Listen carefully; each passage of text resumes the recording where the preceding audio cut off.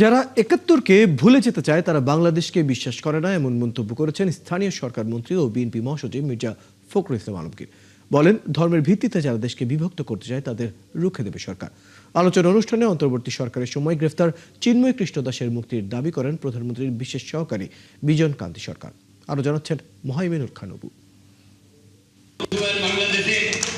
সনাতন ধর্মের অনুসারীদের বিভিন্ন সংগঠনের সম্মিলিত জোট সম্মিলিত সনাতন পরিষদ আয়োজিত সংখ্যালঘুদের সুরক্ষা ও নিরাপত্তা বিধান শীর্ষক মতবিনিময় সভা ও প্রতিনিধি সম্মেলন। এতে যোগ দেন বিএনপির মহাসচিব মির্জা ফখরুল ইসলাম আলমগীর সহ সনাতন পরিষদের নেতাকর্মীরা।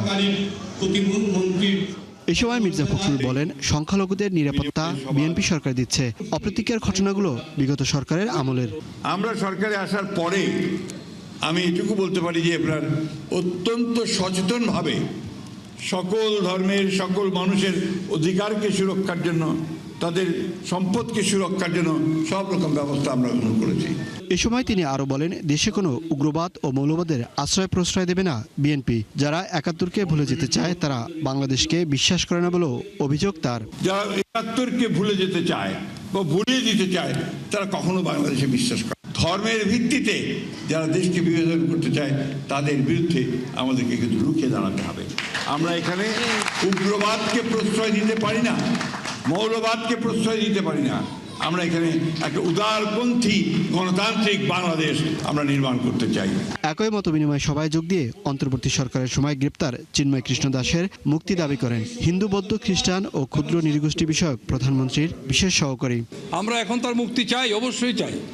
মুক্তি দেওয়ার জন্য সরকার প্রক্রিয়া চলমান রেখেছেন। এই মুহূর্তে মুক্তি দেওয়ার ক্ষেত্রে আরও কিছু সিদ্ধান্ত প্রয়োজন, কিন্তু আপনি একটা কাজ করেন, প্রয়োজনে তাকে এনে তার মাকে দেখার জন্য পেরোলে তাকে নিয়ে আসার জন্য প্রার্থনা দিতে বলেন। অনুষ্ঠানে সারা দেশ থেকে আসা সনাতন ধর্মাবলম্বীদের ৪০-এরও বেশি সংগঠন অংশ নেয়। মোহাইমিনুল খান অপু, ৭১, ঢাকা। বিরোধীদের উপর যেখানেই হামলা হবে সেখানে প্রতিরোধ গড়ে তোলার হুঁশিয়ারি দিয়েছেন জামাতে ইসলামের আমির ডাক্তার শফিকুর রহমান। দুপুরে হবিগঞ্জে আহত এনসিপি নেতা আলিফকে রাজধানীর চক্ষু বিজ্ঞান হাসপাতালে দেখতে গিয়ে একথা বলেন তিনি।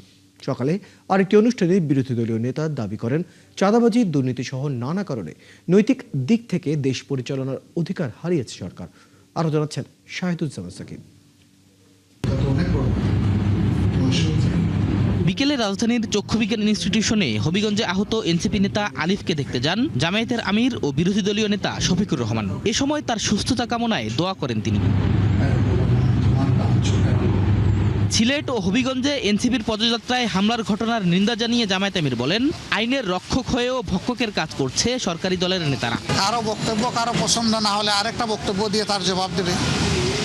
আর তিনি যদি কোনো গুরুতর অপরাধ করে থাকেন তাইলে আইনের আশ্রয় নেবে, কিন্তু নিজের হাতে আইন তুলে নেওয়ার অধিকার তো কেউ কাউকে দেয়নি। বিশেষ করে সরকার, যাদের দায়িত্ব হচ্ছে দেশে আইন শৃঙ্খলা রক্ষা করা, তারাই যদি আইনের রক্ষক না হয়ে ভক্ষক হয়ে যান, নিজের হাতে আইন তুলে নেন, তাহলে জনগণ কে কার কথা শুনবে? কোনো জায়গায় ছাড় দিয়ে কথা বলা ঠিক হবে না। যেখানেই অন্যায় সেখানেই প্রতিরোধ, এটাই সমাধান, এর বাইরে কোনো সমাধান নেই। এর আগে জাতীয় প্রেস ক্লাব মিলনায়তনে বাংলাদেশ পরিবহন শ্রমিক ফেডারেশনের ত্রিবার্ষিক সম্মেলনে তিনি বলেন, সরকারের একজন মন্ত্রীর বক্তব্য অনুযায়ী দেশ এখনো ঘুষ, দুর্নীতি, চাঁদাবাজি মুক্ত হয়নি। এর মাধ্যমে সরকার ক্ষমতায় থাকার নৈতিক অধিকার হারিয়েছে। একজন সিনিয়র নেতা কালকে বলেছেন যে আমরা হতাশ, 5 মাসের এই সরকারের সময় দুর্নীতি বন্ধ করা যায়নি, বরঞ্চ দুর্নীতি বৃদ্ধি পেয়েছে। তার বাসায় সবাই দুর্নীতিতে লিপ্ত, একজন ছাড়া তিনি তারেক রহমান সাহেব। ব্যর্থতার দায় যখন স্বীকার করলেন, তখন কি এই সরকারের আর ক্ষমতায় থাকার কোনো নৈতিকতা থাকে? নৈতিক দিক থেকে সরকার তার অধিকার হারিয়েছে দেশকে পরিচালনা। গণভোটের রায় নিয়ে সরকার টালবাহানা করছে বলেও অভিযোগ করেন তিনি। বলেন, দাবি আদায় না হওয়া পর্যন্ত লড়াই চালিয়ে যাবেন তারা। দানাই করা হচ্ছে গণভোটের রায় নিয়ে। আমাদের স্পষ্ট কথা, এই রায় মানতে হবে। 70 বার জনগণ রায় দিয়েছে।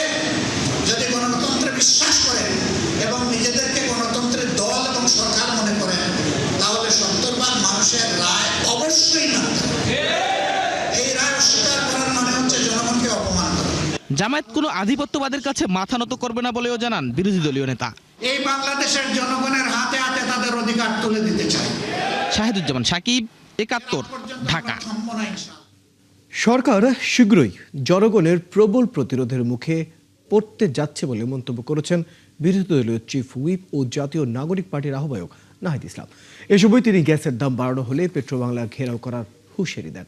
রাতে হবিগঞ্জে এনসিপির কর্মসূচি ঘিরে সংঘর্ষের এক চোখে গুরুতর আঘাত পাওয়া আলিফ চৌধুরীকে দেখতে রাজধানীর জাতীয় চক্ষু বিজ্ঞান ইনস্টিটিউট ও হাসপাতালে যান নাহিদ ইসলাম।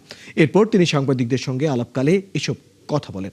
সরকারকে ৫ বছর দেশ পরিচালনার সুযোগ দেওয়া হবে না উল্লেখ করে নাহিদ ইসলাম বলেন, ৭০ সদস্য গণভোটের রায় অস্বীকার করে সরকার ক্ষমতায় টিকে থাকতে পারবে না। জনগণকে প্রস্তুত থাকার আহ্বান জানিয়ে তিনি বলেন, সরকারের দমন পীড়ন কোনোভাবেই মেনে নেওয়া হবে না। সন্ত্রাস, চাঁদাবাজ এবং দখলদারিত্ব চারিদিকে ছেয়ে গিয়েছে। 12টা প্রতিষ্ঠানে দলীয় লোককে বসিয়েছে, ইলেকশন কমিশন থেকে শুরু করে 12টা প্রতিষ্ঠান। বাংলাদেশের কোনো নজিরই নেই। পদবঞ্চিত নেতাদেরকে মূল্যায়ন করার জন্য তারা রাষ্ট্রকে ব্যবহার করছে, সরকার যন্ত্রকে ব্যবহার করছে। তো এই 5 মাসে সরকারের এই যে আসল রূপ চরিত্র আমরা দেখতে পাচ্ছি, অগণতান্ত্রিক চরিত্র, সন্ত্রাসী চরিত্র আমরা দেখতে পাচ্ছি। তো এইটা জনগণের সামনে উন্মোচিত হয়েছে হবিগঞ্জ এবং সিলেটের ঘটনায়।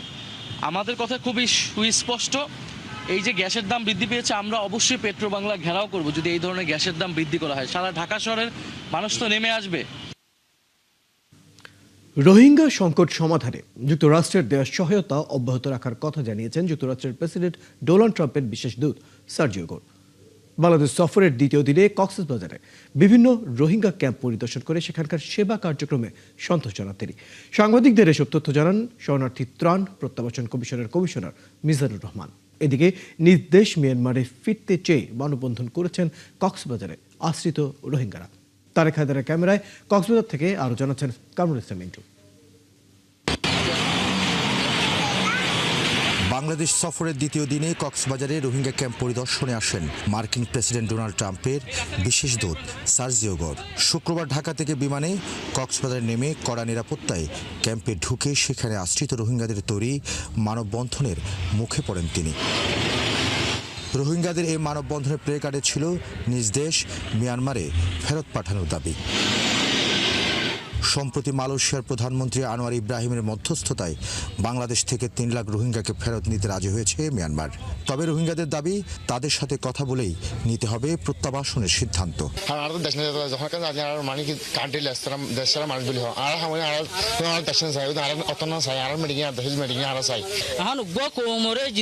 যদি তারা তোমার রিকগনিশন দিয়ে তারা তো প্রোটেক্ট করানোর রেসপন্সিবিলিটি আছে।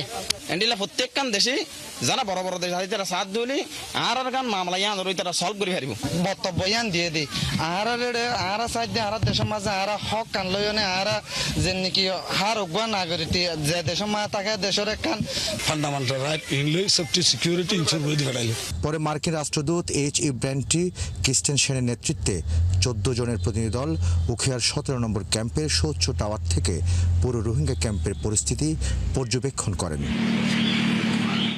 ক্যাম্প 6-এর রেড ক্রস পরিচালিত হেলথ কেয়ার সেন্টার পরিদর্শন শেষে তারা যান ক্যাম্প 4-এর রেজিস্ট্রেশন ও WFP'র ডিস্ট্রিবিউশন সেন্টারে।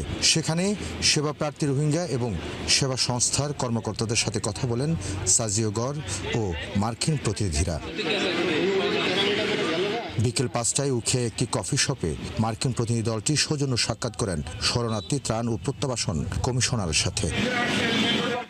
প্রতিনিধি দলকে বিদায় দিয়ে কমিশনার মিজানুর রহমান জানান, রোহিঙ্গা সংকটের পর থেকে যুক্তরাষ্ট্র সহযোগিতা করে আসছে।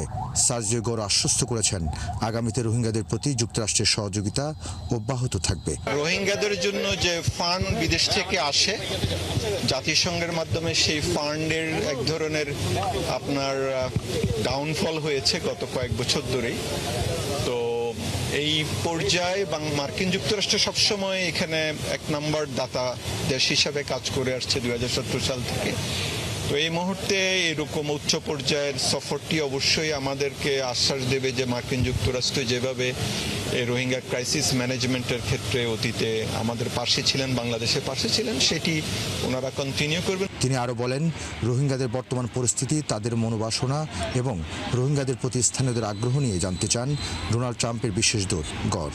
মিজানুর রহমান জানান, ক্যাম্প ঘুরে ও মানবিক সেবা কার্যক্রম দেখে সন্তোষ প্রকাশ করেছেন ডোনাল্ড ট্রাম্পের বিশেষ দূত।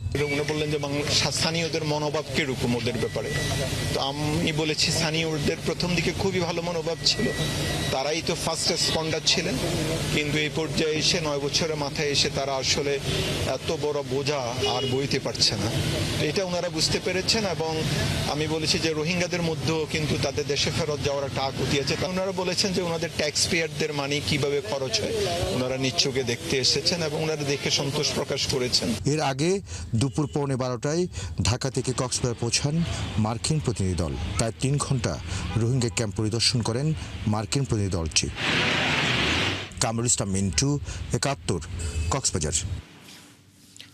ভারতে অবস্থান করে শেখ হাসিনাকে কোনো রাজনৈতিক কর্মকাণ্ড পরিচালনার সুযোগ দেওয়া হয়নি বলে দাবি করেছে দেশটির সরকার।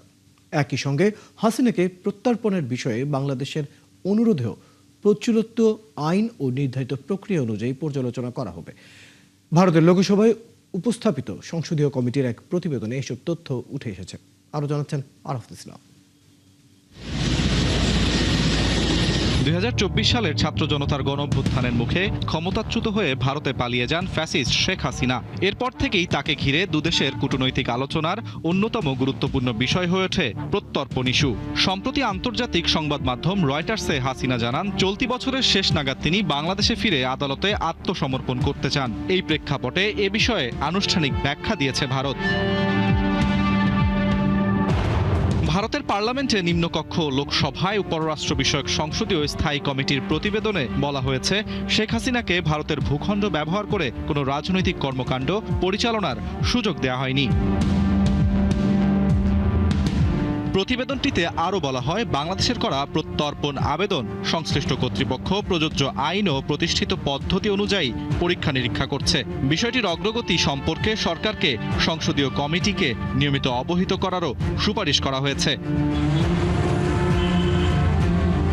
ভারত সরকার জানিয়েছে, শেখ হাসিনার ভারতে অবস্থান মানবিক বিবেচনায় এবং সংকটাপন্ন ব্যক্তিদের আশ্রয় দেবার দীর্ঘদিনের নীতির আলোকে অনুমোদন দেওয়া হয়েছে।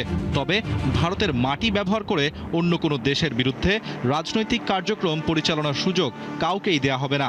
শেখ হাসিনার ক্ষেত্রেও একই নীতি অনুসরণ করা হয়েছে বলে জানিয়েছে দিল্লি। শেখ হাসিনার ফেরা নিয়ে বাংলাদেশের আইনমন্ত্রী মোহাম্মদ আসাদুজ্জামান বলেন, শেখ হাসিনা দেশে ফিরলে আদালতের নির্দেশনা অনুযায়ী তাকে তাৎক্ষণিকভাবে গ্রেপ্তার করা হবে। আইন যেটা আমাকে ক্ষমতা দিয়েছে, আমি আইনের প্রয়োগটা করব।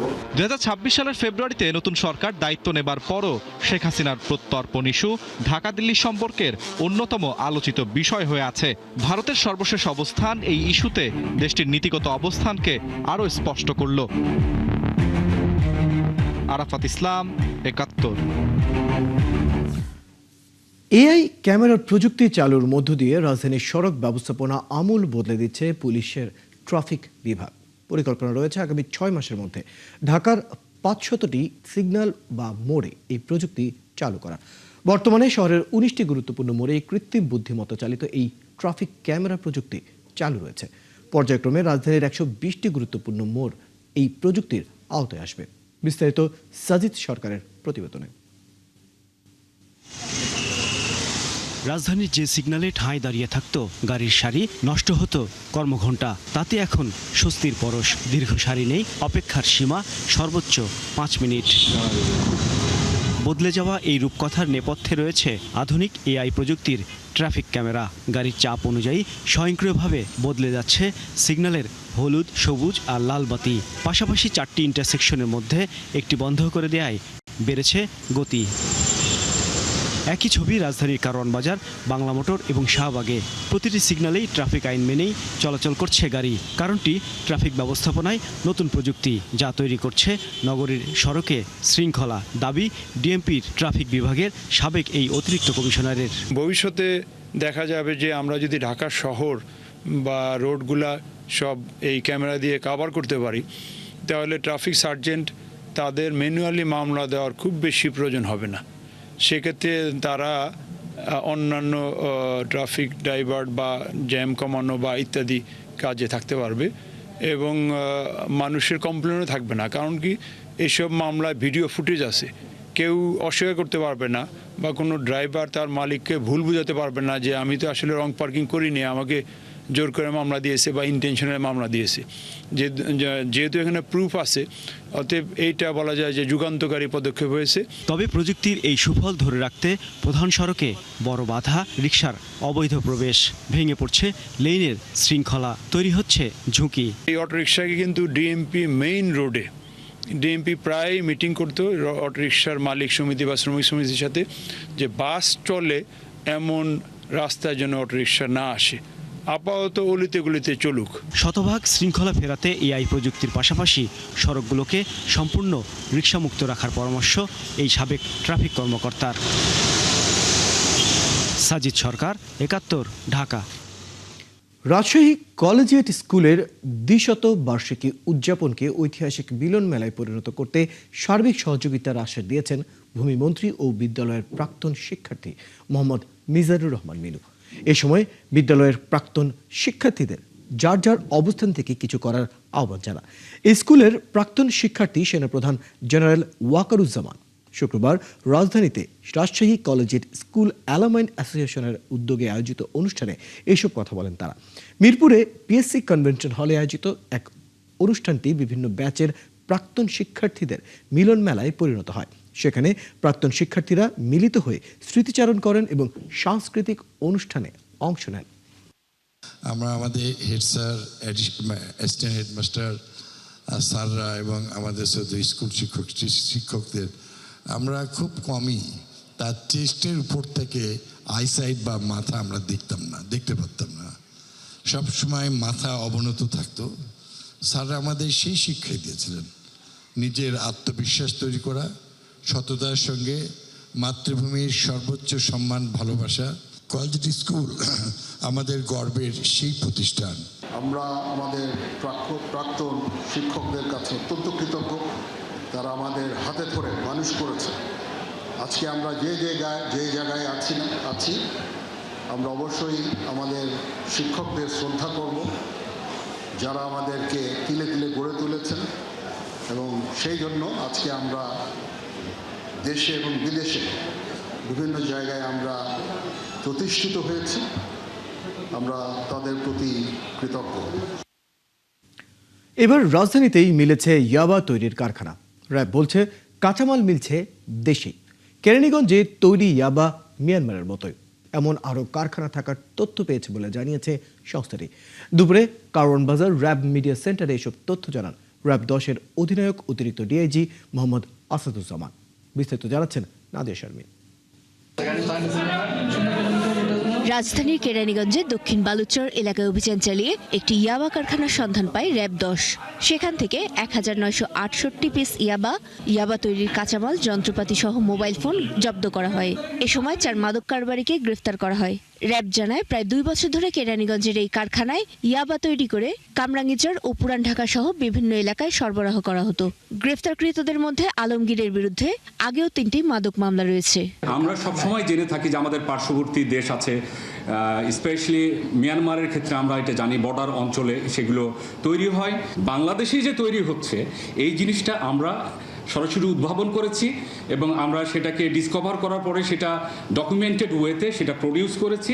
র্যাবের দাবি ইয়াবা তৈরির প্রয়োজনীয় কাঁচামাল এখন মিলছে বাংলাদেশেই। তাদের ভাষ্যমতে এগুলো বাংলাদেশেও পাওয়া যায়, বাট এইটার যে সিস্টেম, বানানোর সিস্টেম, ওদের যে মেশিন এবং যে রেশিওগুলো করা, এটার জন্য এইটা মূলত বাংলাদেশই করেছে। এটা পদ্ধতিটা তারা যেভাবে হোক জেনেছে। কোনো ইনগ্রিডিয়েন্টসের যে অবৈধ এমনটি নয়, যে কাঁচামালগুলো থাকে সেগুলো শুধু ওটার কাজে ব্যবহৃত হয় এমনটিও নয়, সেগুলো বিভিন্ন জিনিস উৎপাদন হয়, সেগুলো দিয়ে ভালো খাদ্যেও সেটা উৎপাদন হতে পারে, ব্যবহৃত হতে পারে।